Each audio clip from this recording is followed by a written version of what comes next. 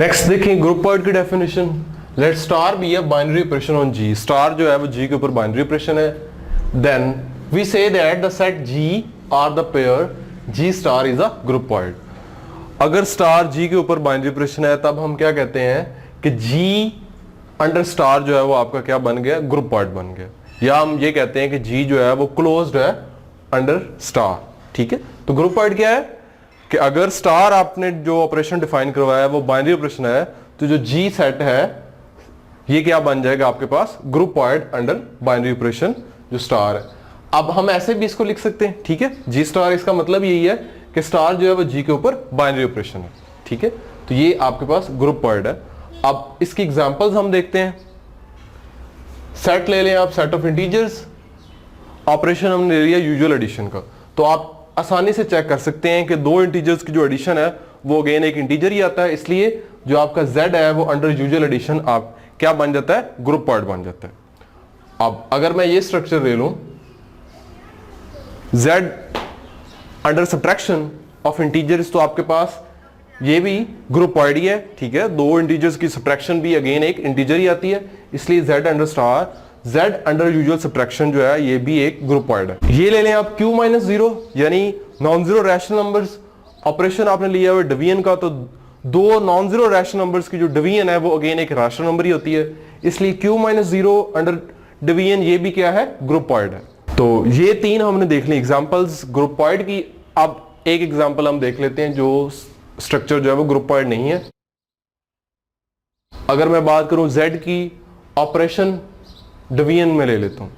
ठीक है, तो दो इंटीजर्स की जो डिवीजन है वो अगेन एक इंटीजर नहीं है। अगर आप इसमें से जीरो को निकाल भी दें तब भी आपके पास जो इंटीजर्स हैं नॉन जीरो इंटीजर्स, उनकी जो डिवीजन है वो भी एक इंटीजर नहीं आएगा। ठीक है, तो ये आपके पास ग्रुप पॉइंट नहीं बनेगा। ठीक है, ये तीनों जो एग्जांपल्स पहले लिखी हुई हैं ये ग्रुप पॉइंट है। अब नेक्स्ट देखें, सेमी ग्रुप डेफिनेशन है। अ ग्रुप पॉइंट जी, ठीक है, ये आपके पास ग्रुप पॉइंट है, इज कॉल्ड सेमी ग्रुप। इसको हम सेमी ग्रुप कहेंगे अगर स्टार जो है वो आपके पास एसोसिएटिव ऑपरेशन हो, यानी A star B star C is equal to A star B star C. ठीक है, अगर आपके पास ये कंडीशन सेटिस्फाई हो रही हो तब हम कहते हैं कि स्टार जो है ये एसोसिएटिव बाइनरी ऑपरेशन है जी के ऊपर, और जी चूंकि ग्रुप पॉइंट था under that binary operation star, तो अब जी हमारा क्या बन गया है, सेमी ग्रुप। और ये for all ABC belongs to G, G के सारे एलिमेंट्स के लिए इसको होल्ड करना चाहिए। एक और बात आपने याद रखनी है, यहां पे ये जो तीन एलिमेंट्स लिए हुए एबीसी, इनका डिस्टिंक्ट होना कहीं पे लिखा नहीं हुआ और इनका डिस्टिंक्ट होना जरूरी नहीं है। ठीक है, ये तीनों एलिमेंट्स हम एक ही एलिमेंट को लिख सकते हैं। ठीक है, इसलिए क्योंकि अक्सर लोग ये सवाल करते हैं कि यहां पे तीन एलिमेंट्स यूज हो रहे हैं, तो जिस सेट में एक एलिमेंट है या जिस सेट में दो एलिमेंट्स हैं उनके ऊपर एसोसिएटिव लॉ कैसे चेक होगा। ठीक है, तो यहां पे इस डेफिनेशन में देख लें, यहां कहीं भी मेंशन नहीं है कि ए बी सी जो तीनों हैं ये डिस्टिंक्ट एलिमेंट्स हैं, ये तीनों एक ही एलिमेंट के तौर पे भी एक्ट कर सकते हैं। ठीक हो गया, तो ये आपके पास क्या डेफिनेशन है सेमी ग्रुप की। क्या सेमी ग्रुप है, ग्रुप पॉइंट है आपके पास। सबसे पहले अगर ग्रुप पॉइंट जो है वो अंडर स्टार, स्टार जो है वो आपका एसोसिएटिव ऑपरेशन बन जाए ग्रुप पॉइंट के ऊपर, तब हम उस ग्रुप पॉइंट को क्या कहते हैं, semi group.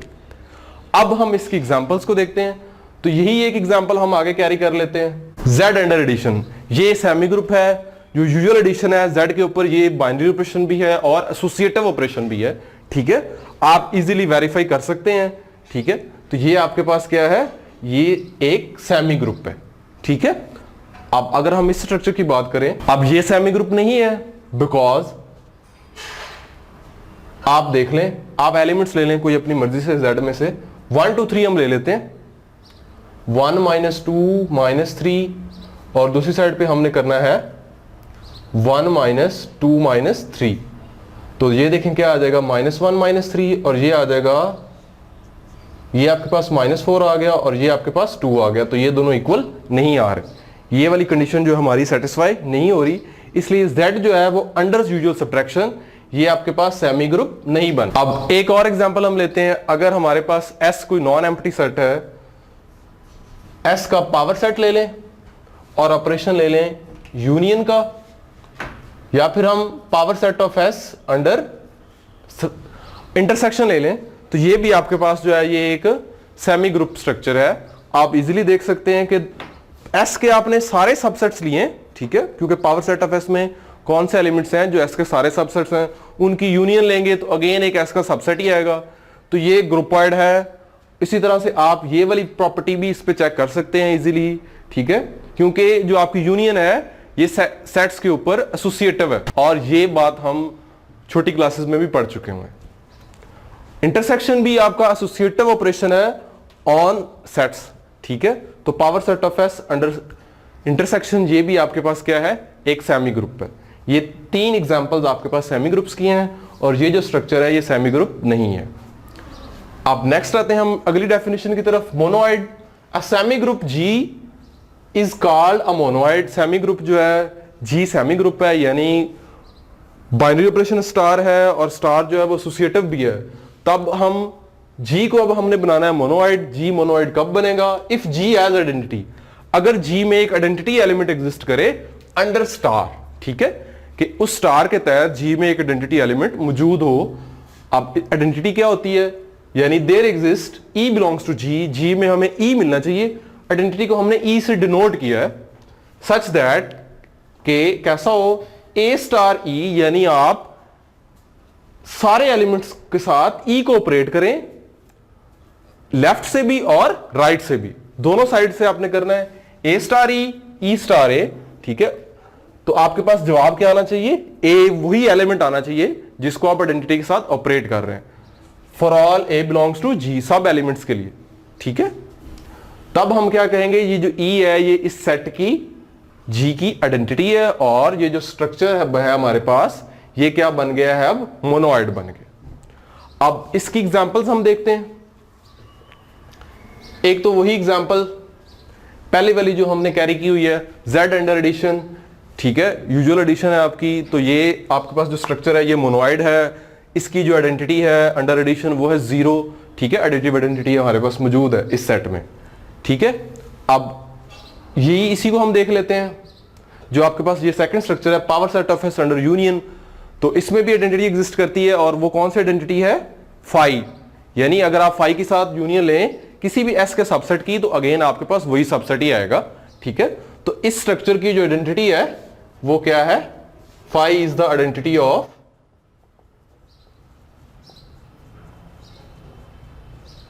Power set of S under the operation union, ठीक है। अगर आप इसकी बात करते हैं power set of S intersection, यानी आपका ऑपरेशन जो है वो इंटरसेक्शन है, तो इसमें भी आइडेंटिटी मौजूद है। एस जो है वो आपका आइडेंटिटी एलिमेंट के तौर पे एक्ट करेगा, ठीक है। एस की आप सब सेट्स के साथ जब इंटरसेक्शन लेंगे तो अगेन आपके पास क्या आएगा, एस ही आएगा।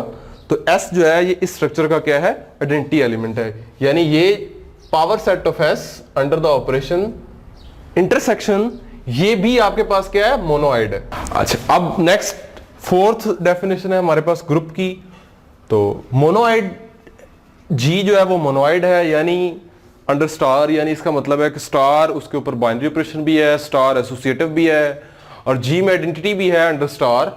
और जी जो है अब ग्रुप कब बनेगा, अगर if for every element of G, अगर जी का हर एलिमेंट जो है has its inverse on G under star, अगर जी के सब एलिमेंट्स के आपको इनवर्सेस मिले जी में अंडर दैट ऑपरेशन जो आपने लिया हुआ है, अगर उस ऑपरेशन के तहत आपको जी के सब एलिमेंट्स के इनवर्सेस जी के अंदर ही मिले, तब हम कहेंगे कि जी जो है वो आपका ग्रुप बन गया। यानी for every A belongs to G, G के सब एलिमेंट्स के लिए देयर एग्जिस्ट ए इनवर्स, ठीक है। इसका मतलब क्या है, ए इनवर्स। यहां पे ये हरगिज मतलब नहीं है कि ये ए की पावर -1 है, ठीक है। ये कन्वेंशन है, नोटेशन है बेसिकली इनवर्स की। A inverse belongs to G such that A और ए इनवर्स को आप ऑपरेट करें लेफ्ट से भी राइट से भी, तो आपके पास क्या आ जाए, आइडेंटिटी आ जाए। अगर आप दो एलिमेंट्स को ऑपरेट कर रहे हैं लेफ्ट और राइट से, और ऑपरेट करने के बाद उनका जवाब जो है वो आपके पास आइडेंटिटी आ रहा है, तो इसका मतलब है वो दोनों एलिमेंट एक दूसरे के इनवर्सेस हैं।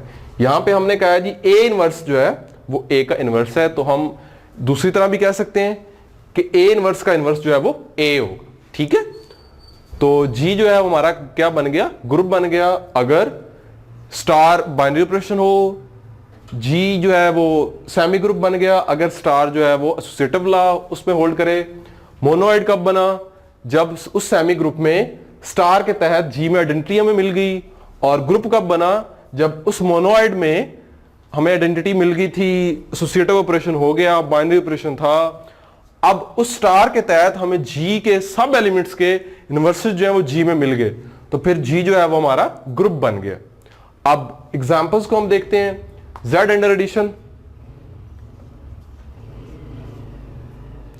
ये आपके पास ग्रुप है, आप इजीली वेरीफाई कर सकते हैं। हमने पहली 3 प्रॉपर्टीज चेक की हुई हैं, चौथी सिर्फ करनी है, इन्वर्सेस देखने हैं। तो ऑपरेशन आपका कौन सा है, एडिशन है। तो जो अंडर एडिशन इन्वर्सेस है, यूजुअल एडिशन के तहत जो हम इन्वर्सेस निकालते हैं वो कैसे निकालते हैं, सिंपली आपने साइंस चेंज करने हैं। यानी आपके पास अगर ए जेड का एलिमेंट है तो उसका इन्वर्स क्या होगा, -a, और वो जेड के अंदर ही मौजूद होगा। ठीक है, तो जेड के सब एलिमेंट्स के आपके पास इन्वर्सेस जेड के अंदर ही मौजूद है। तो ये आपके पास जो स्ट्रक्चर है ये ग्रुप है अंडर यूजुअल एडिशन। अब इस स्ट्रक्चर की अगर हम बात करें कि एस आपके पास नॉन एम्प्टी सेट था, power set of S under the union आपने लिया, तो ये अब आपके पास जो है स्ट्रक्चर जो है ये ग्रुप नहीं बनेगा, इसमें इन्वर्सेस एग्जिस्ट नहीं करते। ठीक है, यानी आपको कोई ऐसा एलिमेंट नहीं मिलेगा जिसकी आप, क्योंकि आपने एस जो है वो नॉन एम्प्टी लिया हुआ है, ठीक है, तो उसकी अगर आप यूनियन लें सबसेट्स के साथ तो अगेन आपके पास जो है वो आइडेंटिटी आ जाए। ठीक है, फाई के अलावा, और ना ही आपके पास power set of S under intersection इसकी आइडेंटिटी एग्जिस्ट करती है। तो ये दोनों जो स्ट्रक्चर्स हैं, power set of S under operation union and power set of S under intersection, ये दोनों आपके पास ग्रुप्स नहीं है। और इसके अलावा आपके पास ढेरों एग्जांपल्स मौजूद हैं ग्रुप की। ठीक है, R under addition, Q under addition, ठीक है, R -0 under multiplication, Q -0 under multiplication, set of complex numbers under addition, set of non zero complex numbers under multiplication, और भी इसके अलावा आप डिफरेंट एग्जांपल्स लेके इसको चेक कर सकते हैं। ग्रुप की एग्जांपल्स हमने देख ली हैं, अब हम बढ़ते हैं अबेलियन ग्रुप की तरफ। तो अबेलियन ग्रुप क्या है, ऐसा ग्रुप जिसमें उसके ऑपरेशन, जो आपने ऑपरेशन लिया हुआ है स्टार, उस ऑपरेशन के तहत कम्यूटेटिव लॉ होल्ड करे। कम्यूटेटिव लॉ क्या होता है कि A star B is equal to B star A for all AB belongs to G के सब एलिमेंट्स के लिए अगर आपके पास कम्यूटेटिव लॉ होल्ड कर जाए तो G जो है वो हमारा अबेलियन ग्रुप होगा। ठीक है, एग्जाम्पल हमारे पास मौजूद है, Z जो हमने एग्जाम्पल वेरीफाई की है, Z आपके पास अबेलियन ग्रुप है अंडर एडिशन। इसी तरह Q आपके पास जो एग्जाम्पल मैंने बताई, यहां पे जितनी भी एग्जाम्पल्स आपको बताई हैं वो सारे के सारे अबेलियन ग्रुप्स हैं। अब हम कुछ एमसीक्यूज करते हैं इस टॉपिक के। तो सबसे पहला देखें, स्पेस आर क्यूब। ठीक है, आपके पास वेक्टर्स हैं, under the cross product forms R. आपके पास आर क्यूब जो है वो ये वाले वेक्टर्स हैं, इनका जो इनकी स्पेस जो है वो इस ऑपरेशन के तहत under cross product of vectors हमने बताना है क्या ये इनमें से कोई स्ट्रक्चर बनाती है। तो देखें, आर क्यूब है, आपके पास 3D वेक्टर्स हैं बेसिकली। ठीक है, वेक्टर्स आपके पास कौन से हैं, इस टाइप के AI + BJ + C के इस टाइप के वेक्टर्स हैं आर क्यूब पे।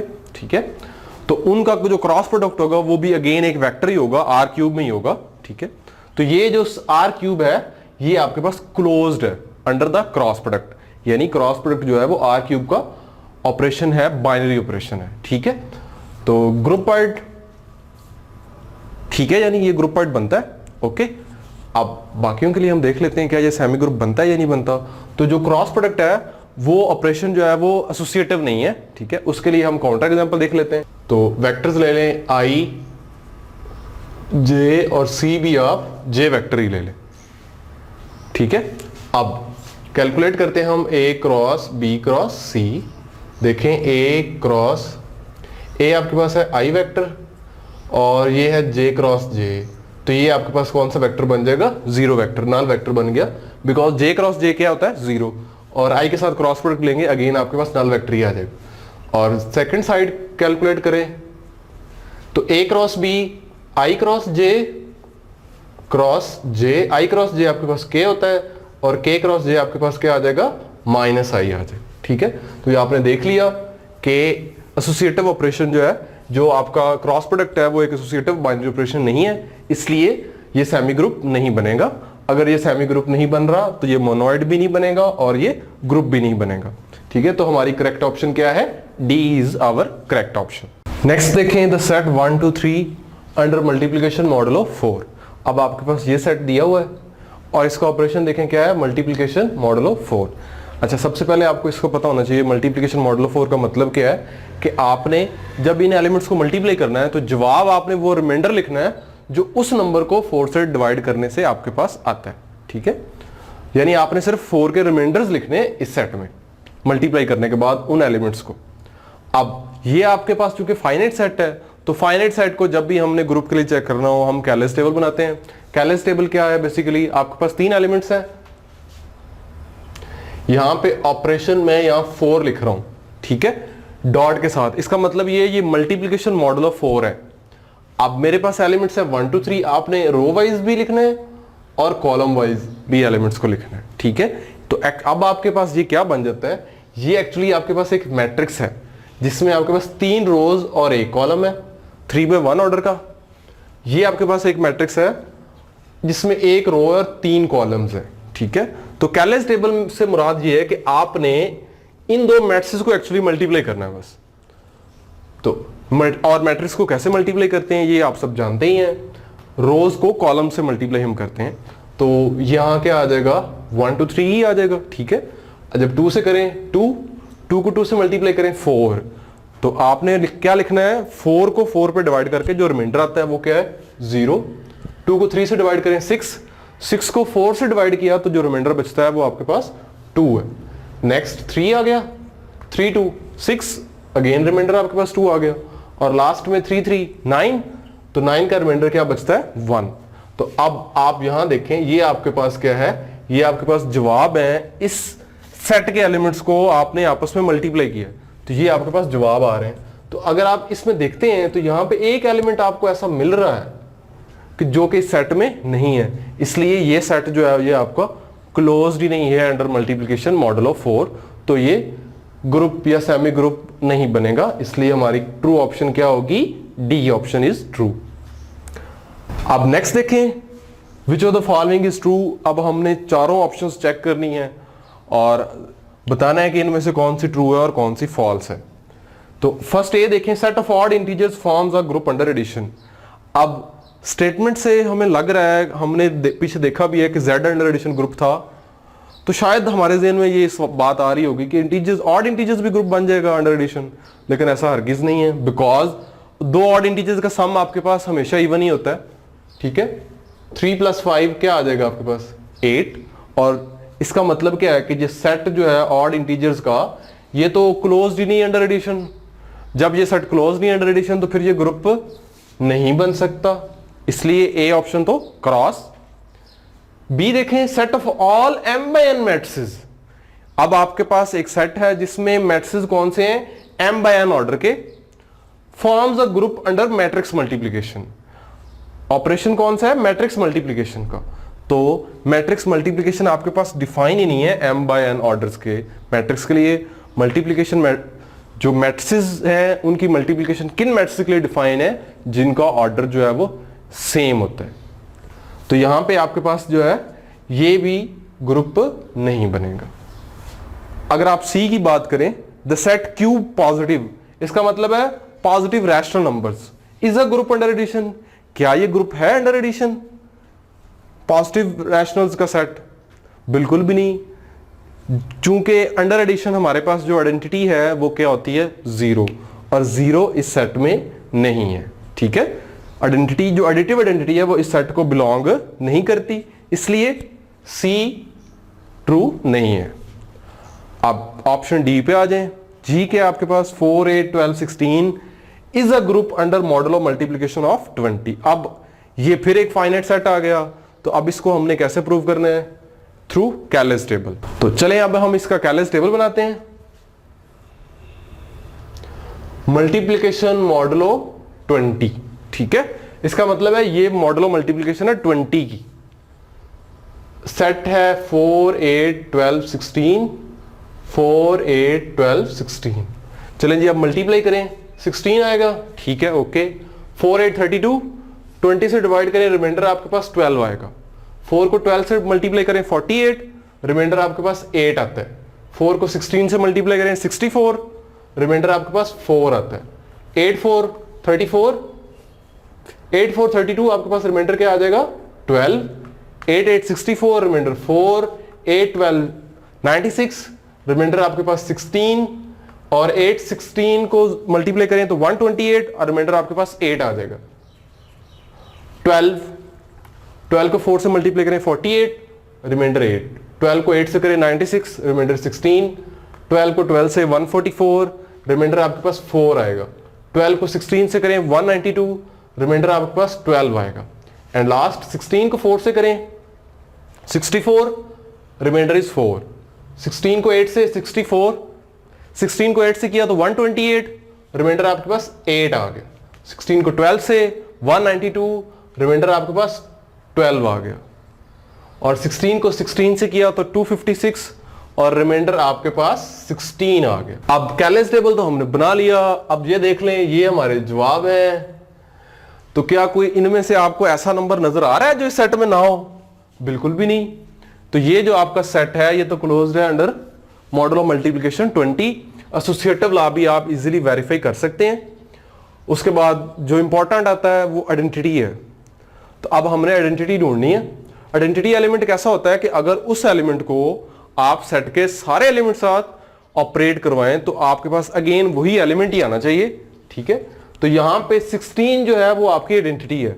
आप देख सकते हैं इजीली 16 को 4 से आपने ऑपरेट करवाया इस ऑपरेशन के तहत तो 4 ही आ रहा है। 16 को 8 से करवाया 8 ही आ रहा है। 12 से करवाया तब भी 12 आ रहा है। 16 से करवाया तब भी 16 ही आ रहा है। तो 16 जो है ये आपके पास इस स्ट्रक्चर की क्या है, आइडेंटिटी है। ठीक है, और इनवर्सेस भी मौजूद हैं। 16 का इनवर्स 4 है। अब सबसे पहले 4 का इनवर्स देखें। 4 का इनवर्स 4 है। 8 का इनवर्स देखें 12 है। ठीक है, कैसे चेक करने हैं कि आप ये देख रहे हैं कि मल्टीप्लिकेशन जो है दो नंबरों को मल्टीप्लाई करने के बाद आइडेंटिटी कब बन रही है।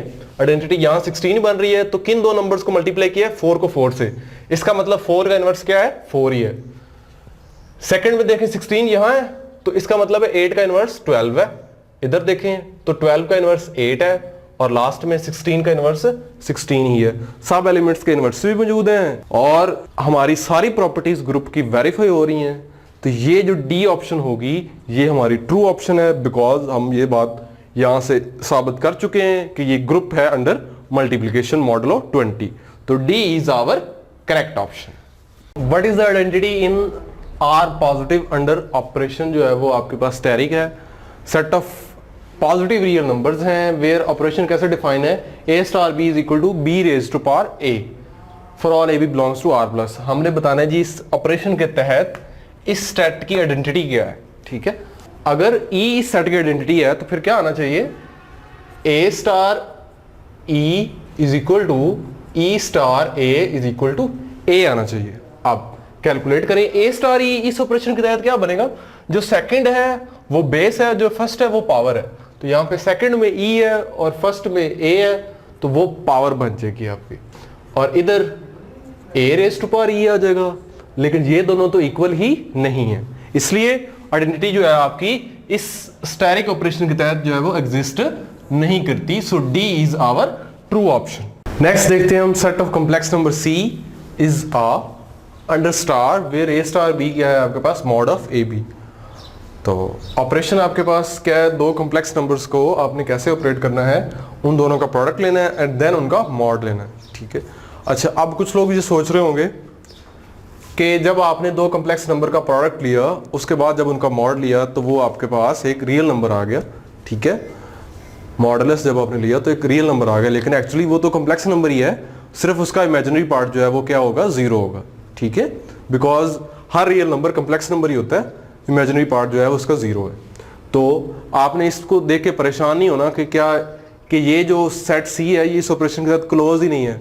ठीक है, ये क्लोज है, स्टार इसका बाइनरी ऑपरेशन है, बिकॉज जब आपने दो कॉम्प्लेक्स नंबर का प्रोडक्ट लेके उनका मॉड लिया तो अगेन आपके पास आया तो एक रियल नंबर, लेकिन चूंकि वो रियल नंबर एक कॉम्प्लेक्स नंबर ही है, उसका इमेजिनरी पार्ट जीरो है, तो स्टार जो है वो बाइनरी ऑपरेशन है।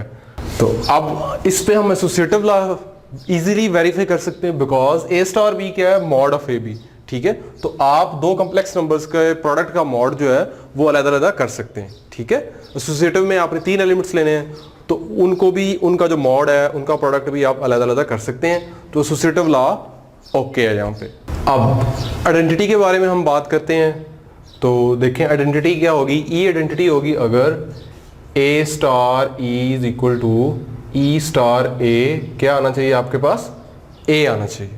ए स्टार ई इस ऑपरेशन के तहत आपके पास क्या है, ए डॉट ई का मॉड। तो ये आपके पास क्या बनेगा, मॉड ऑफ ए एक्चुअली आ जाएगा, ठीक है। लेकिन इस तरफ आपके पास क्या है, 1 है, तो ये तो इक्वल ही नहीं है, इसलिए आइडेंटिटी जो है वो एग्जिस्ट नहीं करती। तो ये जो स्ट्रक्चर है ये सिर्फ आपके पास क्या बनेगा, सेमी ग्रुप बनेगा। अब नेक्स्ट पे हम आते हैं, which of the following set is a group under star where star आपके पास कैसे डिफाइन है, A star B is equal to A plus B plus 1/2। तो सबसे पहला सेट है आपके पास Z। तो Z जो है वो इस सेट के, इस ऑपरेशन के तहत क्लोज ही नहीं है बिकॉज दो इंटीजर्स का सम करें और उसमें 1/2 ऐड करें तो आपके पास एक इंटीजर नहीं आएगा। क्रॉस E सेम, यही बात उसके लिए भी हम कह सकते हैं। ऑड भी नहीं होल्ड करेगा, क्यू में ये होल्ड कर जाएगा। आप इजीली चेक कर सकते हैं। ये आपके पास दो रैशनल नंबर्स हैं, उन रैशनल नंबर्स को ऐड किया, 1/2 भी ऐड किया, अगेन एक रैशनल नंबर ही आएगा। क्लोजर लॉ भी होल्ड कर जाएगा, आपके पास इजीली एसोसिएटिव लॉ भी होल्ड कर जाएगा। और आइडेंटिटी भी इस सेट में होगी, वो आइडेंटिटी हम फाइंड कर लेते हैं। ई आइडेंटिटी होगी अगर A star E is equal to E star A is equal to आपके पास क्या आ जाए, ए आ जाए। तो ए स्टार ई इस ऑपरेशन के तहत आपके पास क्या बनता है, ए प्लस ई प्लस 1/2। तो हम इसको ए के इक्वल लिख रहे हैं, तो यहां से आपके पास आइडेंटिटी क्या आएगी, -1/2। तो -1/2 जो है ये सेट ऑफ रैशनल नंबर्स में मौजूद है, ठीक है। तो इस सेट में आइडेंटिटी भी इस ऑपरेशन के तहत एग्जिस्ट कर रही है। उसके बाद आप इजीली वेरीफाई कर सकते हैं, इनवर्सेस भी मौजूद हैं सब एलिमेंट्स के, ठीक है। बिकॉज ए और बी जो है वो रैशनल्स हैं, तो अंडर यहाँ पे आप उनको ऐड कर रहे हैं बेसिकली, ठीक है। तो आप इजीली उनके इनवर्सेस भी निकाल सकते हैं, ठीक है। तो ये जो डी है वो आपकी करेक्ट ऑप्शन होगी, क्यू जो है ये ग्रुप है इस ऑपरेशन के तहत। नेक्स्ट देखें, if Q under star where A star B कैसे डिफाइन है, वही ऑपरेशन ऊपर वाला जो हमने डिफाइन किया हुआ है, ए प्लस बी प्लस 1/2 ये ग्रुप है। देन हमने 7/2 का इनवर्स निकालना है, ठीक है। तो अब इनवर्स देखते हैं हम। तो अब हम 7/2 का इनवर्स निकालते हैं इस ऑपरेशन के तहत, ठीक है। अब हमेशा जब भी आपने किसी भी स्ट्रक्चर में इनवर्स निकालने एलिमेंट्स के, तो उससे पहले आपने हमेशा आइडेंटिटी निकालनी है। हम यहाँ पे फाइंड नहीं करेंगे बिकॉज हमने पहले ही निकाल लिया, ठीक है। तो अब हमने इनवर्स निकालना है 7/2 का। तो A 7/2 का इनवर्स होगा अगर A स्टार 7/2 आपके पास क्या आ जाए इस ऑपरेशन के तहत, A प्लस 7/2 प्लस 1/2। तो अगर A और 7/2 एक दूसरे के इनवर्सेस हैं तो ये आपके पास क्या आएगा, आइडेंटिटी। और यहां पे ये आपके पास क्या बन जाएगा, 4। तो आइडेंटिटी क्या है, -1/2 is equal to A plus 4 को इधर ले आए, ये आपके पास आ जाएगा -4 -1/2, तो ये -9/2 आ जाएगा। तो ये यहां पे एक्चुअली माइनस मौजूद है, ठीक है। तो ये डी जो है ये आपकी करेक्ट ऑप्शन होगी। अब नेक्स्ट हम कुछ इंपॉर्टेंट एग्जांपल्स करते हैं ग्रुप्स की। तो सबसे पहले set of cube roots of unity, ठीक है। आपके पास क्यूब रूट्स क्या होते हैं यूनिटी के, 1 omega omega square, where omega cube जो है वो आपका किसके इक्वल होता है, 1। ये ग्रुप है, ऑर्डर 3 है इसका, ये बिलियन ग्रुप है और अंडर मल्टीप्लिकेशन है, ठीक है। Set of cube roots of unity is abelian group under multiplication. Next हमारे पास फोर्थ रूट ऑफ यूनिटी, ये भी आपके पास एक ग्रुप है, 1 -1 माइनस अयोटा एंड अयोटा, ठीक है। ये ऑर्डर 4 का बिलियन ग्रुप है और अंडर मल्टीप्लिकेशन। ये भी आपके पास एक ग्रुप है, 1 -1 माइनस अयोटा एंड अयोटा, ठीक है। ये ऑर्डर 4 का बिलियन ग्रुप है और अंडर मल्टीप्लिकेशन। तो हम अब इसको जनरलाइज करके लिख सकते हैं, set of all nth roots of unity, Cn क्या है हमारे पास, set of all nth roots of unity.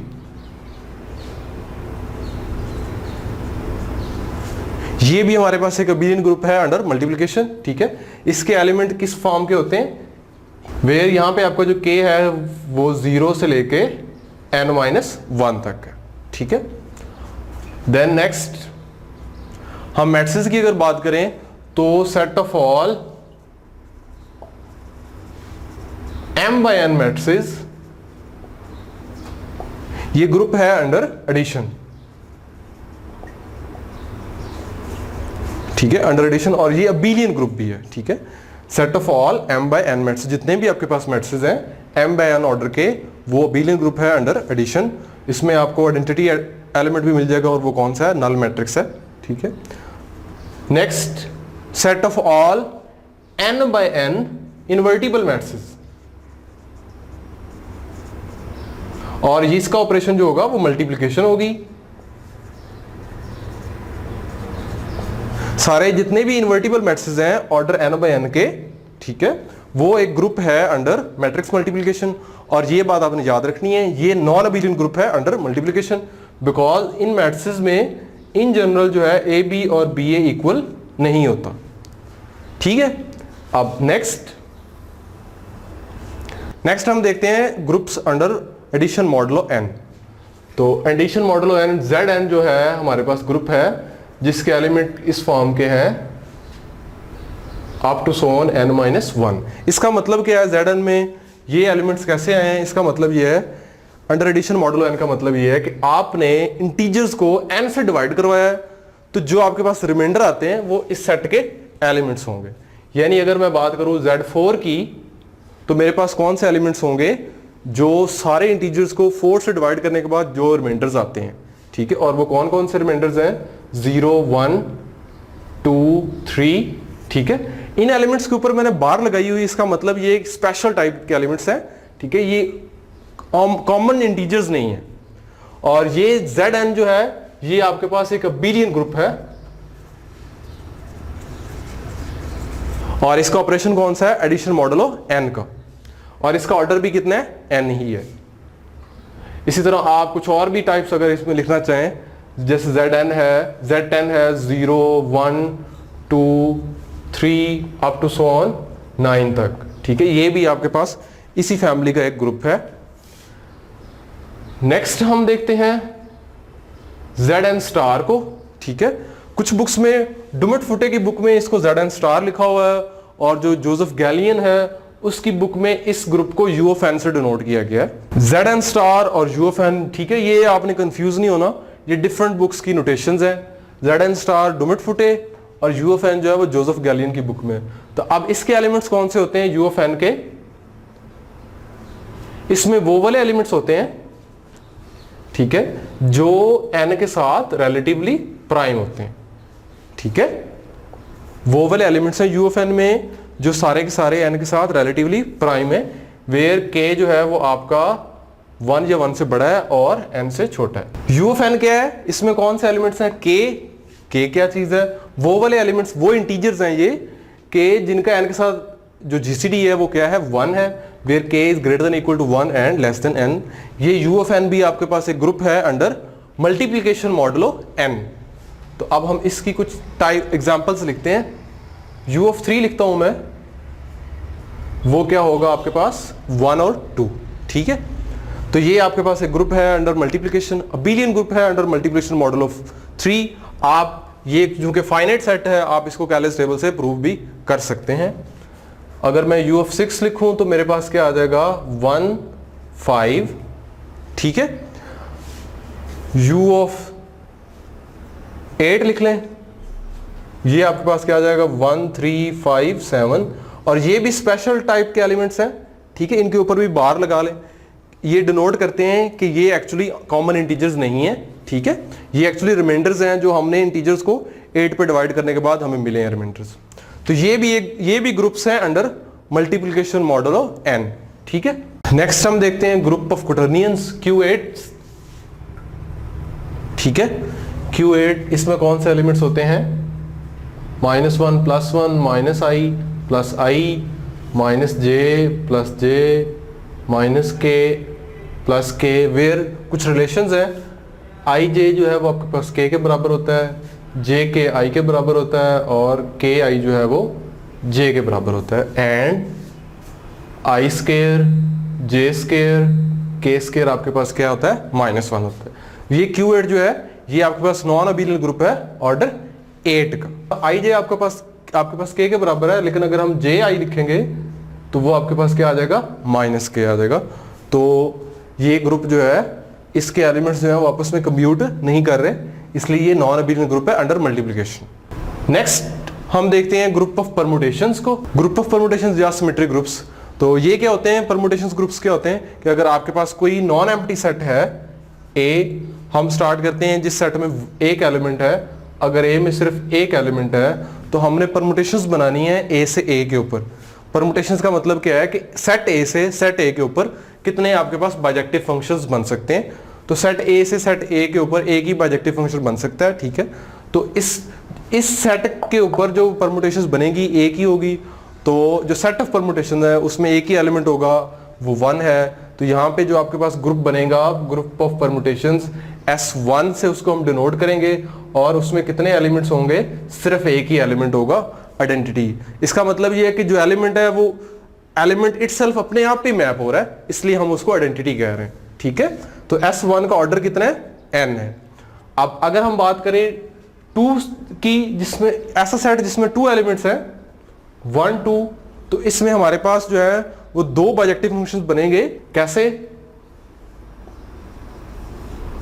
कि 1 का इमेज 1 एंड 2 का इमेज 2 एक बाइजेक्टिव फंक्शन। अगर आप दूसरा बनाना चाहते हैं 1 2 1 को 2 पे मैप कर दें और 2 को 1 पे मैप कर दें, तो आपके पास जो S2 बनेगा उसमें 2 एलिमेंट्स होंगे, एक तो आइडेंटिटी ही होगी और एक ये एलिमेंट A होगा, ठीक है। मैं इस एलिमेंट को A कह रहा हूं जो दूसरी हमारे पास परमुटेशन है, या एक्चुअली आप A ना समझे, ये एक फंक्शन ही है एक्चुअली, ठीक है। ये हमारे पास क्या है फंक्शंस हैं। तो ये भी एक ग्रुप है। तो ये आपके पास E और F 2 एलिमेंट्स हैं, और ये आपके पास कॉमन जो है ये आपके पास कोई ऑर्डिनरी एलिमेंट्स नहीं है, ये फंक्शंस हैं, ठीक है, क्योंकि ये बाइजेक्शंस हैं। इसलिए जो Sn वाला ग्रुप होगा यानी S1 S2 S3 up to so on, ये ग्रुप होगा under the operation of composition of functions, ठीक है, क्योंकि आपके पास जो एलिमेंट्स हैं वो यहाँ पे फंक्शंस हैं, ठीक है। तो ये Sn जो होगा ये ग्रुप होगा under composition of functions. S1 और S2 ये दोनों जो है ये अबेलियन ग्रुप्स हैं, ठीक है। अब हम S3 के बारे में देखते हैं जरा। तो S1 जो है इसमें एक ही एलिमेंट है, ठीक है, और इसको हम इसी एलिमेंट E से जनरेट कर सकते हैं। तो S1 जो है वो आपका E से जनरेट हो रहा है, S2 जो है वो आपका F से जनरेट हो रहा है, F से जनरेट हो रहा है, वेयर F स्केयर जो है वो आपके पास क्या आ जाता है E आ जाता है, ठीक है। आप यहां से देख सकते हैं F स्केयर 1 goes to और 2 goes to 1 अगेन, यानी 1 का इमेज आपके पास F स्केयर के तहत क्या बनेगा E बनेगा। और अगर आप इसको देखें 2 goes to 1 and 1 goes to 2, तो 2 का इमेज भी 2 ही बनेगा, यानी F स्केयर आपके पास आइडेंटिटी है। तो S1 और S2 ये दोनों आपके पास जो ग्रुप्स हैं अबेलियन है, और इनका ऑपरेशन कौन सा है कंपोजिशन ऑफ फंक्शंस, ये सिंपल मल्टीप्लिकेशंस नहीं है। अब S3 हम कंस्ट्रक्ट करते हैं। तो अगर सेट A में आपके पास 3 एलिमेंट्स हैं तो आप इसी तरह परमुटेशंस बना सकते हैं। आपके पास जो परमुटेशंस बनेगी वो कितनी बनेगी, टोटल 6 परमुटेशंस बनेगी, क्योंकि Sn का जो ऑर्डर है वो कितना होता है, Sn का जो ऑर्डर है वो आपके पास होता है n फैक्टोरियल। इतने बाइजेक्टिव फंक्शंस आप बना सकते हैं सेट A से उस A के ऊपर। तो आप इसी तरह से जिस तरह से हमने यहाँ पे परमुटेशंस बनाई हैं ये आप कंस्ट्रक्ट कर सकते हैं, बना सकते हैं। हम इसलिए नहीं बना रहे क्योंकि ये बहुत लेंथी है, टाइम कंज्यूमिंग है, और हम यहाँ पे बेसिकली PPSC को प्रिपेयर कर रहे हैं, कोर्स वर्क नहीं पढ़ रहे। तो इस सेट में जो सेट में 3 एलिमेंट्स हैं, इस पे जो ग्रुप बनेगा S3 उसमें 6 एलिमेंट्स होंगे। वो 2 एलिमेंट्स A और B से जनरेट होता है, where A cube is equal to B square is equal to AB whole square is equal to identity आता है, ठीक है। ये आपके पास S3 है। इसमें एलिमेंट्स कौन से बनेंगे, अगर आप एलिमेंट्स लिखना चाहते हैं, A क्यूब आइडेंटिटी है, तो यानी आपके पास A स्क्वायर और A क्यूब आपके पास आ गया, तो वो क्या आ गया, आइडेंटिटी ही आ गया। अब अगर एलिमेंट B स्क्वायर की बात करें तो यहां से आपके पास एक एलिमेंट बी ही आएगा, क्योंकि अगर आप बी स्क्वायर लेते हैं तो वो आइडेंटिटी आ चुका हुआ। अगर उसके बाद आप देखें ए बी, ठीक है, तो ए बी का स्क्वायर आइडेंटिटी है, यानी आपके पास सिर्फ एक एलिमेंट ए बी ही है, ठीक है। और इसके अलावा आपके ये जो एलिमेंट्स हैं इनको अपने आपस में मल्टीप्लाई भी करना है, ठीक है। तो अगर आप ए को बी से मल्टीप्लाई करें तो वो अगेन ए बी आपके पास आ चुका है, वो ए स्क्वायर को बी से करें तो एक ये एलिमेंट भी आपके पास आ जाएगा। तो ये देख लें आपके पास कितने एलिमेंट्स बन गए, 6 एलिमेंट्स हैं S3 में। S3 में आपके पास ये एलिमेंट्स आ गए। अब ए क्यूब इज इक्वल टू ई का मतलब क्या है, इसका मतलब है ए स्क्वायर आपका किसके बराबर है, ए इनवर्स के, और B square is equal to E, इसका मतलब क्या है, B is equal to B inverse है। और लास्ट वाला A B whole square is equal to E, इसका मतलब क्या है कि A B is equal to A B whole inverse, और जिसको हम ऐसे लिख सकते हैं B inverse A inverse. B का इनवर्स यहाँ बी है, ए का इनवर्स ए स्क्वायर है। तो इन रिलेशंस को यूज करते हुए अब अगर आप इस तरह से मल्टीप्लाई करते हैं कि ए स्क्वायर बी को ए स्क्वायर से मल्टीप्लाई करवाते हैं, या ए बी को ए से मल्टीप्लाई करवाते हैं, ठीक है, या फिर बी को ए से मल्टीप्लाई करवाते हैं, तो वो सारे एलिमेंट्स एक्चुअली इनके अंदर मौजूद हैं। आप इन रिलेशन से वो सारे एलिमेंट्स जो हैं वो फाइंड कर सकते हैं। अब यहां देखें ए बी आपके पास बी ए स्क्वायर आ गया, तो अब इसी रिलेशन से हम बी ए बी निकाल सकते हैं और वो बराबर होगा ए स्क्वायर बी के। तो ये आपके पास रिलेशन है actually, A square A inverse B is equal to B inverse, और A B is equal to B A square, और यहां से आप बी ए भी निकाल सकते हैं, वो क्या होगा, ए स्क्वायर बी।